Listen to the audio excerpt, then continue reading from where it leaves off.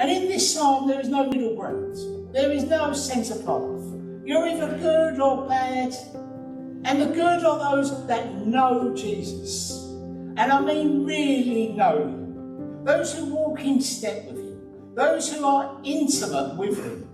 So we either walk in step with him by his grace, or we perish. That's the two options. In Jesus' words, we either build our house on the sand, or we build it on rock. That is, we build it on him. We build our lives on him and on his words.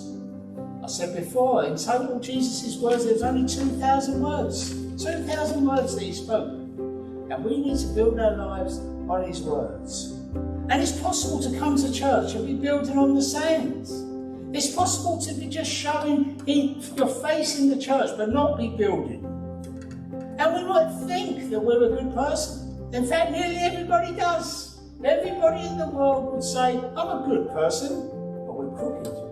And we're crooked when we measure ourselves up against the straight stick. God's word is like a straight stick. And you can only tell a crooked stick when you put it next to a straight stick. Then you can see that there's a kink in it. And when we put our lives up against what God's word tells us, we can see that we are crooked, that we are wicked. And I heard someone speaking recently about how it's fatal to tell young people they're good people and everything's going to go well for them if they study. That by itself is a trap. There must be a focus on the application of God's word to your life, as well as the studying. You must put roots down in God to be able to prosper and to be happy. And that doesn't come overnight. And this psalm shows us how we can prosper, how we can be blessed, which means we're going to be happy. Because that's what we want, isn't it? Surely no one wants to be unhappy. We don't want to be unhappy, do we? We want to be blessed.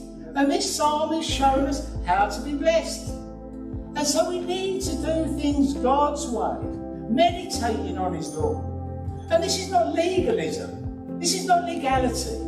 But this is following his instructions. It's following his direction. It's submitting to his teaching, which is being discipled and focusing on that in our lives, being discipled by the teachings of Jesus Christ. And when we meditate on his word and apply it, we will prosper and we will be happy.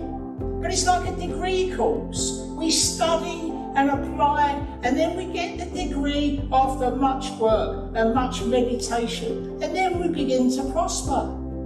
But when we study the world's way, when we look at social media, for instance, it will make us think that we're falling behind.